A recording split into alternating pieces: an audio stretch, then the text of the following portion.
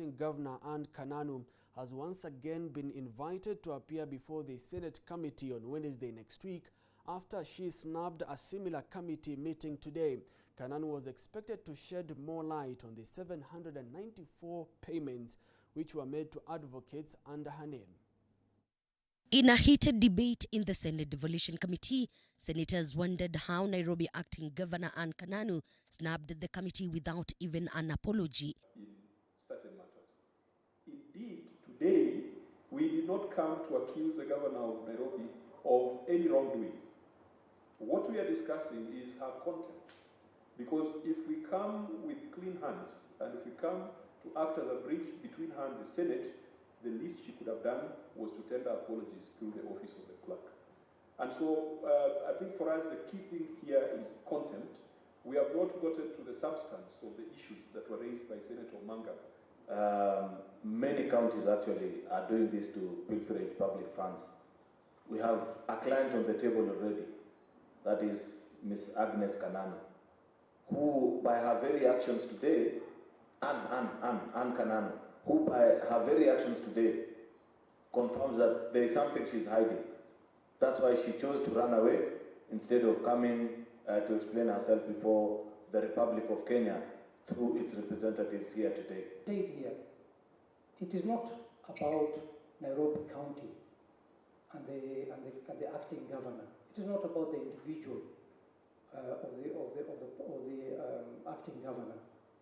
We've seen this across with governors from all the counties, the CSs, and other institutions when there's someone don't show up. We need to send a message. We can't, as a Senate, be barking all the time. We have to show that we can bite. And it is not for this Senate. We're going to the elections very soon. There are going to be other senators here. The institution of the Senate has to be respected. This is the time we have to send a message as a committee and representatives of the Senate.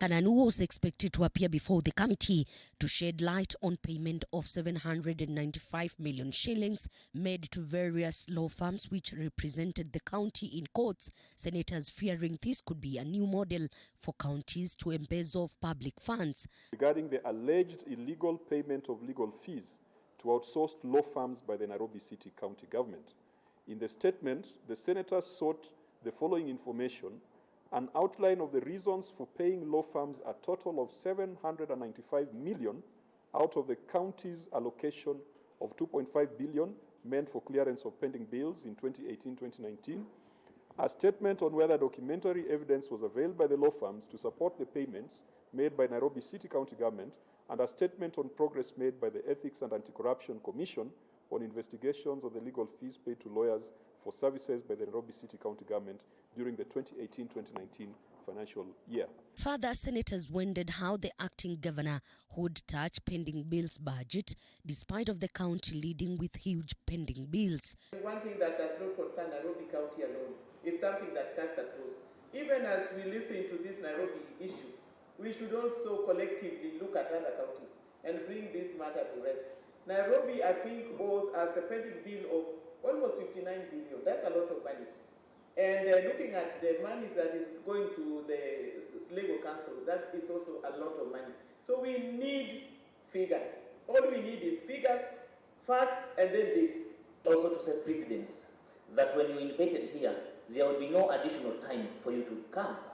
And if it's true she was not in office during 2018-2019, and I think that should be the best reason as to why she ought to be here today, because if there were mistakes that happened then, she was not the governor, and therefore she could not be responsible. There is also something that we also need to state strongly, Mr. Chair. And you see, we don't play politics here. Not just from an act of parliament, constitutional oversight responsibility of a Nairobi County government.